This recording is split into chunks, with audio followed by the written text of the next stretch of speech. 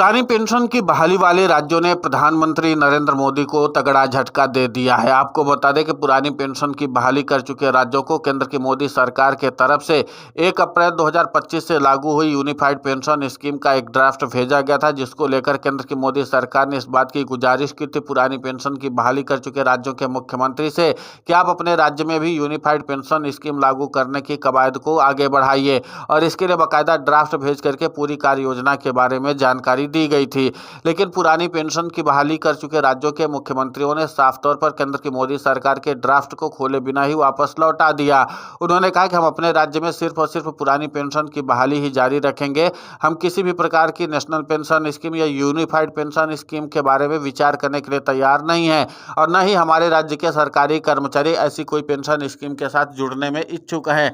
अब जाहिर सी बात है कि पुरानी पेंशन की बहाली कर चुके राज्यों के मुख्यमंत्रियों ने जिस तरीके से दो टूक अंदाज में अपना जवाब दाखिल किया है, तो उसके बाद अब केंद्र की मोदी सरकार की मुश्किलें बढ़ने वाली हैं। हालांकि इस बात की चर्चा हो रही थी कि पुरानी पेंशन की बहाली कर चुके राज्यों के मुख्यमंत्री यूनिफाइड पेंशन स्कीम को लेकर के अपना रुख बदलने वाले हैं और हो सकता है कि राज्य में ड्राफ्ट जारी करके सरकारी कर्मचारियों को पुरानी पेंशन के बजाय यूनिफाइड पेंशन स्कीम के लिए प्रेरित करें। इसी मामले को लेकर के पुरानी पेंशन की बहाली के मुद्दे पर अग्रणी आंदोलन करने वाले प्रदीप ठाकुर ने सचिवालय में जाकर हिमाचल प्रदेश के मुख्यमंत्री सुखविंदर सिंह सुक्खू से मुलाकात की और मुलाकात के बाद यूनिफाइड पेंशन स्कीम को लेकर के उन्होंने क्या कुछ कहा, आप खुद सुनिए उन्हीं की जुबानी।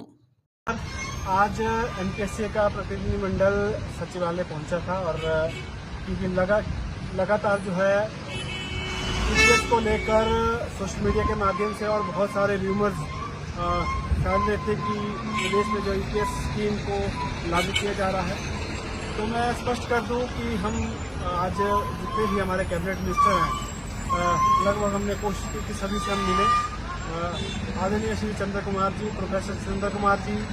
जो हमारे पशुपालन मंत्री हैं और श्री हर्षवर्धन चौहान जी उद्योग मंत्री और श्री रोहित ठाकुर जी शिक्षा मंत्री, उनसे मिले। हालांकि बहुत व्यस्तम शेड्यूल सभी मंत्रीगण का था, लेकिन फिर भी हमने कोशिश की कि हम मंत्रीगण से मिले और इस विषय को सरकार के समक्ष रखें, माननीय मुख्यमंत्री महोदय के समक्ष रखें। तो हमें यही ज्ञात हुआ है कि प्रदेश सरकार जो है यूपीएस की ओर नहीं जाने वाली है। प्रदेश सरकार की पहली कमिटमेंट थी कि वो ओपीएस बहाल करें। जो प्रदेश सरकार ने ओपीएस बहाल की है, जिसके लिए हम आदरणीय श्री सुखविंदर सिंह सुक्खू जी का, उनके तमाम सहयोगियों का एक बार पुनः धन्यवाद करना चाहते हैं और उनका इसलिए भी धन्यवाद करना चाहते हैं कि ये जो सारा र्यूमर्स थे उन पर भी आज मुझे लगता है कि पूर्वविराम लगाने का समय आ चुका है, क्योंकि प्रदेश में जो है यूपीएस स्कीम को बिल्कुल भी नहीं लागू किया जा रहा, जिसके लिए हम पुनः सुक्खू जी का और उनके तमाम सहयोगियों का धन्यवाद करते हैं। और मैं धन्यवाद करना चाहता हूं हमारी तमाम एनपीएससी की पूरी टीम का, जिस तरह से कर्मचारी हित में सभी साथियों ने मिलकर संघर्ष किया। उसी तरह जो है आज भी एकदम जब एक छोटे से मैसेज से हमारे तमाम साथी जो है लगभग 100-150 साथी आज यहाँ पहुँचे थे। और क्योंकि ये बड़ा मुद्दा ओपीएस हिमाचल प्रदेश में पहले से रहा है और आज भी जब इस विषय में कोई छोटी सी भी बात निकल के आती है तो कर्मचारी जो है एकदम सजग रहते हैं और इस विषय में जो है सरकार के समक्ष बात रखने की बात हो, चाहे कहीं भी बात रखने की बात हो, तो एकदम हम अपनी बात पूरी प्रमुखता से रखते हैं। पुनः सरकार का, माननीय मुख्यमंत्री महोदय का धन्यवाद करते हैं कि उन्होंने प्रदेश में ओपीएस बहाल की है, जिसके तहत हमारे बहुत सारे कर्मचारियों को ओपीएस मिल भी रही है और जो भी सेवानिवृत्त भविष्य में होंगे उन साथियों को भी ओपीएस मिलेगी। धन्यवाद। जय हिंद, जय भारत।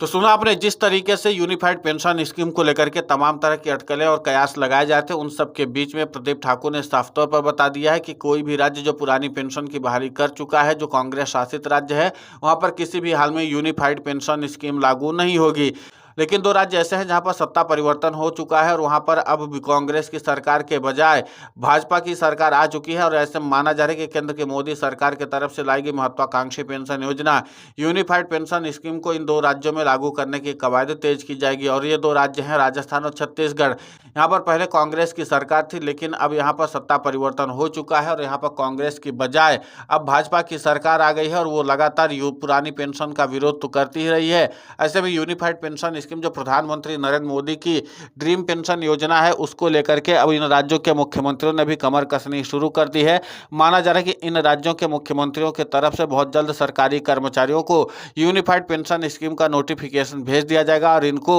यूनिफाइड पेंशन स्कीम को स्वीकार करने के लिए कहा जाएगा। लेकिन देखना दिलचस्प होगा कि जिस तरीके से यूनिफाइड पेंशन स्कीम को लेकर के सरकारी कर्मचारियों में रोष व्याप्त है, उन सब के बीच में क्या सरकारी कर्मचारी किसी भी हाल में यूनिफाइड पेंशन स्कीम को स्वीकार करते हैं? क्योंकि लगातार पुरानी पेंशन की बहाली के मुद्दे पर आंदोलित सरकारी कर्मचारियों के प्रतिनिधि यूनिफाइड पेंशन स्कीम का पूर्ण बहिष्कार करने की मांग करते आए हैं। फिलहाल इस पूरे घटनाक्रम को लेकर के आपकी प्रतिक्रिया बहुत महत्वपूर्ण होती है, आप हमें कमेंट करके जरूर बताएं। साथ ही पुरानी पेंशन की बहाली के मुद्दे पर हम लगातार आंदोलित होकर के खबरें चला रहे हैं। आप हमारे समर्थन के लिए चैनल को सब्सक्राइब करें, खबर को ज़्यादा से ज़्यादा शेयर करें ताकि पुरानी पेंशन की बहाली का मुद्दा और बुलंद हो।